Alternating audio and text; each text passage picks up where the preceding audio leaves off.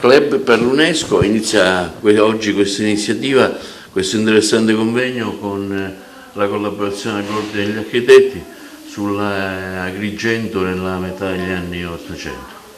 Sì, è il primo di due incontri tra terra e acqua che stiamo tenendo nel solco di Agenda 2030, l'agenda dell'UNESCO. L'incontro di questa sera è un'immersione nella nostra città dei primi anni, dei primi 50 anni dell'Ottocento attraverso le opere pubbliche, ma anche una serie di aspetti sociologici, politici di quel tempo.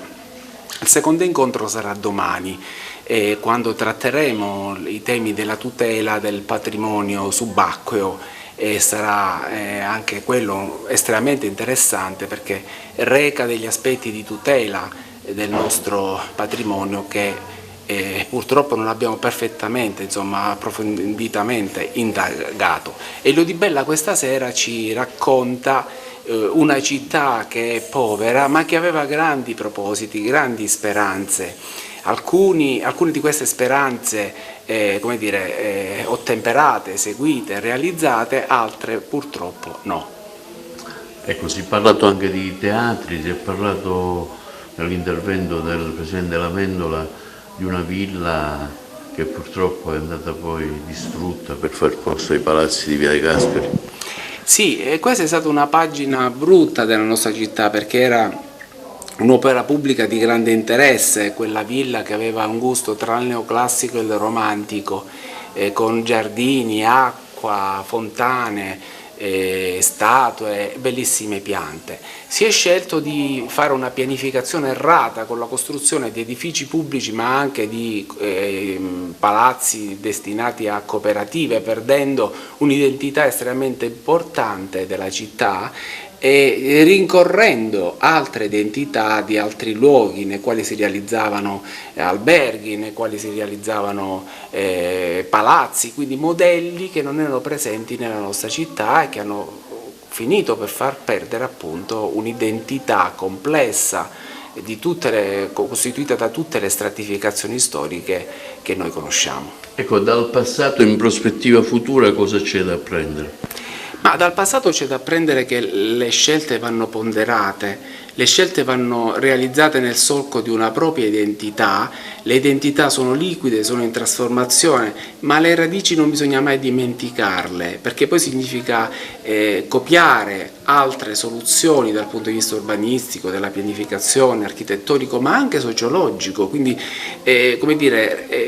realizzare qualcosa che non ci appartiene finisce per rendere le generazioni attuali e future distanti da una città che non riconoscono. Presidente, un interessante convegno sulle opere pubbliche nella metà dell'Ottocento, cui lei dà il suo contributo. Sì, l'Ordine è stato ben lieto di patrocinare questo evento che riteneva molto importante per ricordare la storia della nostra città, la città di Agrigento, e un'occasione anche per consolidare le radici culturali della nostra comunità. L'Ordine sarà sempre a supportare, incoraggiare, patrocinare iniziative del genere nella consapevolezza che non c'è futuro senza memoria del passato. Nella fattispecie oggi si parla dell'architettura, delle opere pubbliche realizzate nella prima metà dell'Ottocento e devo dire che con il mio intervento ho sottolineato il fatto che se dovessi esprimere il mio rammarico per la mancata tutela di un'opera pubblica costruita proprio in quel periodo, non avrei dubbio a indicare la Villa Garibaldi che è stata costruita proprio nel 1850 dai Borboni e dopo appena 100 anni, un secolo, è stata barbaramente distrutta per dare vita ai palazzi di Piazza Vittorio Emanuele, che oggi svettano in Piazza Vittorio Emanuele irrispettosi delle regole più elementari dell'architettura, del paesaggio, dell'urbanistica. Si parlava anche di teatri. Sì, si è parlato dei vari tentativi di costruire i teatri falliti nell'Ottocento, ma poi che sono culminati con la realizzazione del nostro Teatro Pirandello. Ecco, quanto sono importanti iniziative come queste? Lo dicevo prima, sono importantissime perché